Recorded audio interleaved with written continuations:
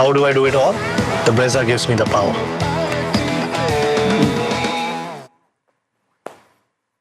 Sunrisers Hyderabad are running the sprint, but they're running out of gas before they reach the finish line. Second game running now, where we expected 230, 240, maybe even more. But they've fallen well short, 163 all out, with balls to spare in a 2020 game. You'd say advantage Delhi Capitals, but we look at what worked for Delhi, a fifer for the first time for Mitch Starc, and the very best of Aniket Verma. And there's promise of more to come. This is Maruti Suzuki Arena presents ESPN Cricket for Timeout in the company of Ian Bishop, Cheteshwar Pujara and Matt Roller. We all expected 190 to 200-ish. 225. I'm not saying that I went 240, but I'm supposed to make the three of you look good. So you've come closest to it. This is now becoming a concern, that they come too hard and they really make a mess almost of the ultra-aggressive template that has given them so much fame. What explains that innings, Puji? Firstly, I was really surprised they chose to bat first. On a pitch where, when you're playing an afternoon game, you know that the pitch will be slightly on the slower side. That's when you normally prefer to bowl, and that's an ideal time to bowl, and that's not an ideal time to bat. And I thought they chose I thought they should have bowled first. But talking about their batting, I think they are trying to go too hard, and we did speak about being smart, and they were not smart enough today. That's it. That's the word smart. I remember after the last Sunrisers game, somebody sent a question in the post-show Bish saying, do they have a plan B? I think that question is still worthy of being asked. And those are experiences that I hope they will be learning about. Even Pat Cummins, who says keep going hard as they go through the season.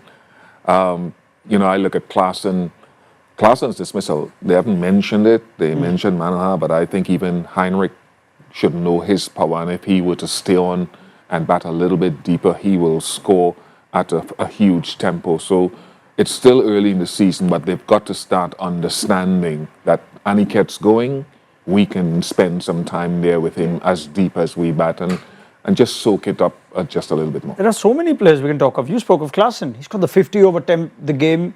He got unfortunately run out. And if Klaassen stays with Aniket, or if Cummins stays with Aniket, somebody stays with Aniket, they still have a chance. It's not happening. Yeah, they've obviously been bowled out with 8 balls to go, and that's even having activated the impact sub in a way that, based on how they used Mulder as a number 9 in the end, suggests that maybe that wasn't their first choice. That probably wasn't the plan.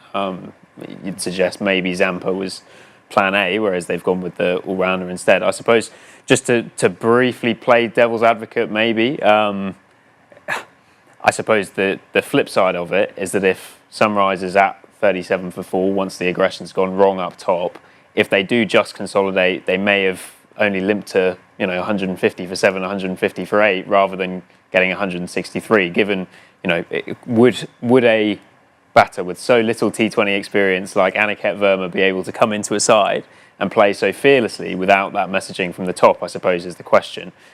Clearly there were a couple of, clearly there is a balance. Clearly a couple of shots, Abhinav coming in and picking out long off was probably not the call at the time. But just to play devil's advocate with what these two have said, I like that you're here. Maybe you can say, is it having your cake and eating it to say you need to not only play fearlessly and score really quickly, but also come on, put an end to it now. I got your point. And when you said devil's advocate twice, the devil you speak of is the analyst, not the Sunrisers. The analyst. I think he's saying, Matt is saying consolidate, and we were clear with the point before the innings started that it's not to consolidate for 5 or 6 overs, but it's just maybe to manage for about 3, 4, 5 balls, maybe even an over. We're not talking consolidation for a long period. I can see why he's bringing that up, because it's so simple to then say one bat after the next. Take it easy, don't throw it away because Aniket's looking good, which would be the traditional, if I can call that term now, traditional way of how to play it. But Matt's saying that is just not how, today it's not come off, it's fine. Last game it didn't come off fine, it'll come off the next game. That's how they'll win. But do you think, what is your success then? If you are just winning 10 out of 2, I mean, then it doesn't make sense. You need to win more number of games. You need to show that consistency again and again. And what happens, because last season we saw that they played brilliantly throughout the league phase, but what if one game goes wrong for you in the knockouts? Then you are not able to have a plan B. For me, it's everyone need not have the same messaging. Just one fail-safe. Nitish Kumar Reddy is batting at a high position. Nitish Kumar Reddy is now an all-format player, or at least has shown he's a test player. That shot, there are many aggressive shots you can play, but that shot didn't seem characteristic or on, if I may say so. That was the messaging of the order for him. I look past him because they're saying go hard, but you've gone hard, and you're 4 down. I mean, the penny doesn't drop when you're 4 or 5 down. But the first 2 balls were Head trying to time it. Head can try and hit the ball out of the stadium if he wants to, but he's also getting boundaries that way. Just felt like Nitish Reddy today, it saw something that a batter who plays the purest form like you would not like. Yeah, not at all, and not the kind of situation they were in. At that time, you know that Mitchell Starc is their strike bowler, he's bowling well, and you don't want to take him on. Even if you want to play positively, you just pick your bowlers, and that wasn't the ideal time to just carry on playing your shots. Yeah, it's amazing, and I like that you're balancing it out, because it's not that straightforward, because then someone would have done it. Pat Cummins' last game came out and hit 18 of 3. Today, he went for something similar. It didn't matter to him that there was still 4 overs or 5 overs left in the shed, or Aniket was going at the other end. And Cummins is doing what he's pretty much telling everyone else needs to be done in the team. Yeah, and you do see that from captains quite often. To think of it, from an English lens, that was something that Owen Morgan would do early in his tenure as England's white ball captain, was play ultra aggressive cricket and always fall on that side, just to sort of ram the point home to his players. I'm doing it, therefore you are allowed to do this as well. I think Pujara is right though to isolate that Nitish Kumar Reddy dismissal as probably being the one that stood out to me as clearly not a percentage option. Pujara identified before we started the fact that Delhi's seamers was sort of Starc, and then you had the opportunity to maybe take down Mukesh and Mohit. But as it happens, Starc has come out of this game with his first ever 5-fer and also with 3 wickets in the power play, which makes such a big difference. And it was, I suppose, that element of almost not using the fact that the field was up, because that does mean that you can play straight, you can play more orthodox shots, but pick gaps and time the ball. I'm just going to go off track now, and then Please. I'm going These to are my favorite conversations. I'm going to bring in baseball here. Okay, we are talking about baseball. Look, the way England has played, they've said that they are going to play positively, but what is the outcome of it? They haven't qualified for the WTC finals. And do you want to carry on playing like that? And it's the similar question for the SRH. If they want to play ultra aggressively, are they getting the results which they want? And the answer is no at this stage. I remember a game, when Brendan was coaching at KKR during the pandemic. I think he was at CCI.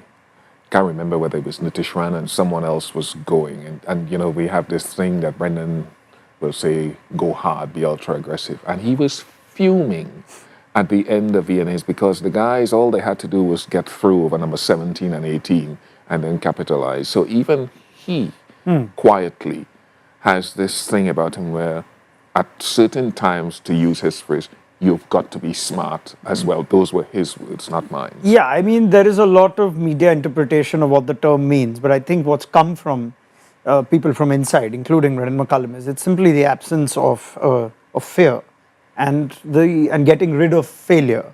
So when you play freely, that's what you want from players. Now it's on the players on what they interpret playing freely as. It doesn't mean the absence of being smart. If you listen to what England's management say about it, they sort of try and wash their hands of it as much as possible, but I think have realised that they got to the point that they have to sort of come up with some kind of definition for it. But they'll tell you it's all about pressure, and it's about identifying opportunities to put pressure back on bowlers and realising when you have to soak pressure up. And I suppose what you could say in sort of putting it in the context of today's game is that the opportunities to soak up the pressure were for Abhinav and Cummins to realise that all the pressure was being put on the bowlers by Aniket Verma. Therefore, if you can knock it into a gap and get him on strike against the spinners when he's taken down spins so well in his early IPL career, that's your opportunity. I apologise to all the Delhi Capitals fans right now because we've not said a word about Starc getting 5, about Kuldeep Yadav, about the outstanding catching, and the fact that this may very well be a team, as we see more of IPL 2025, that are one of the better bowling and fielding sides of the tournament. Maybe they will be the exception to a lot of these approaches that teams like Sunrisers apply. And It's actually great for Delhi because the last time Sunrisers met them at Delhi, they smashed insane scores in the power play. I want to go back to this game, and I promise we'll do justice to Delhi, but the game is moving quickly and the chase is already on. Is there any reason to believe that 160 can still be defended here, Pujara? I don't think so. No. I think they'll chase it down in 15, 16 overs. Easy chase then. Easy Vish? I never say no, but I think you'd be happy to be chasing 160 odd if you knew that was going to be given to you before the game started. Forecaster saying 38% to SRH, which is perhaps a bit more than I thought they'd get with the 160 chase, but all the historical data coming into the algorithm says 38% SRH, 62 Delhi. They're going to need Shami to take early wickets, Sunrisers. I think that's their way into this game. If he can strike early, if he can get one of the two overseas openers out and they can make inroads into the middle order, I think that's the opportunity. I reckon Delhi will do it with an over to spare. An over to spare, easy 15-16 over chase. Come on, Vish. Delhi, Delhi, easy or tricky? nothing is ever easy. Nothing is ever easy. Oh, man. On that note that I will spend some time on, we will wait for the end of this game and build up to the evening fixture, which is of vital importance to both the Super Kings and the Rajasthan Royals. So join us then the next time we're live on Maruti Suzuki Arena Presents ESPN Cricket for Timeout.